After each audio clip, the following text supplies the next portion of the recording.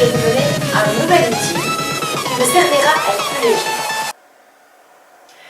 Si je m'attarde sur le profil type de la victime du pervers narcissique, cette dernière aurait de multiples qualités.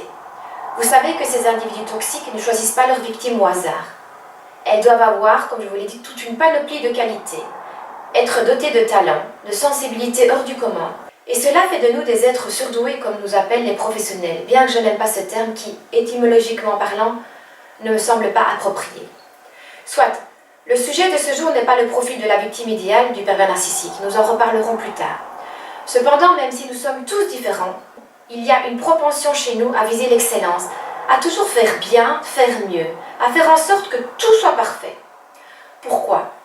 Est-ce pour compenser autre chose? Je n'ai pas encore vraiment cherché la réponse à cette question car elle ne me semble pas urgente. Et puis peu importe pourquoi. Ce n'est pas la cause qui me paraît essentielle, mais plutôt les conséquences dans ma vie de tous les jours. En effet, il était terriblement fatigant d'être la femme parfaite, la mère parfaite, l'employée parfaite, la ménagère parfaite, la fille parfaite, etc. De toute façon, que ce soit mon entourage ou surtout mon mari pervers narcissique, ce n'était jamais assez. Je cherchais à ce que tout soit parfait pour recevoir compliments, attention, amour. Oui, ça doit être encore ça, on en revient toujours à la même chose. En pensant être parfait, on pensait encore à tort qu'on serait digne d'amour. J'ai été élevée par une mère pervers narcissique dépendante de l'alcool et des médicaments, et je devais, à l'image de Cendrillon, m'occuper de toutes les tâches ménagères ainsi que de prendre soin de mes frères et sœurs plus jeunes.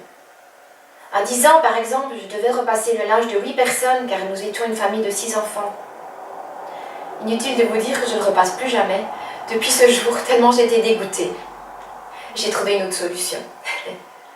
Mais je devais être capable donc de repasser, de cuisiner, de changer les couches de mes petits frères et sœurs, les baigner, faire les courses, de faire la charge bois pour alimenter le feu devant lequel ma mère restait couchée jour et nuit. Je devais entretenir la maison d'une manière impeccable car ma mère repassait derrière moi pour voir si mon travail avait été bien fait. Je devais réparer les dizaines de chaussettes trouées, recoudre les boutons perdus, etc. Je savais tout faire et le faire bien. C'était une question de survie. Ai-je dû reproduire cela avec mon mari pervers narcissique?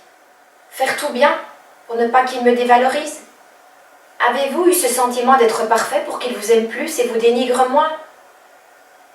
Je suis persuadée que oui. Et où cela vous a-t-il mené? Nulle part, sinon à vous épuiser physiquement et psychologiquement.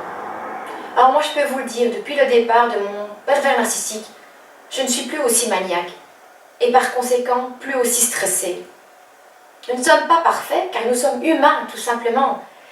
Et si nous avons eu le sentiment que nous devions être parfaits parce que eux l'étaient dans les premiers temps, nous avons bien vu qu'ils portaient des masques et qu'ils étaient loin d'être des princes charmants. Retrouvons notre jeu profond, notre véritable moi et arrêtons de croire que nous devons être parfaits, perfectionnistes, maniaques et j'en passe. Cela ne fera pas de nous des êtres plus adorables, bien au contraire. Comme disait Christophe André, soyons imparfaits mais heureux. Alors votre défi du jour, fichez-vous-en du regard des autres, soyez vous-même plein de folie et d'authenticité. Laissez traîner votre vaisselle et votre linge quelques heures si cela vous convient. Pas envie de cuisiner? Où est le problème? Regardez dans votre vie ce que vous avez dû mettre en place pour contenter votre pervers narcissique et regardez si cette habitude vous apporte du bien.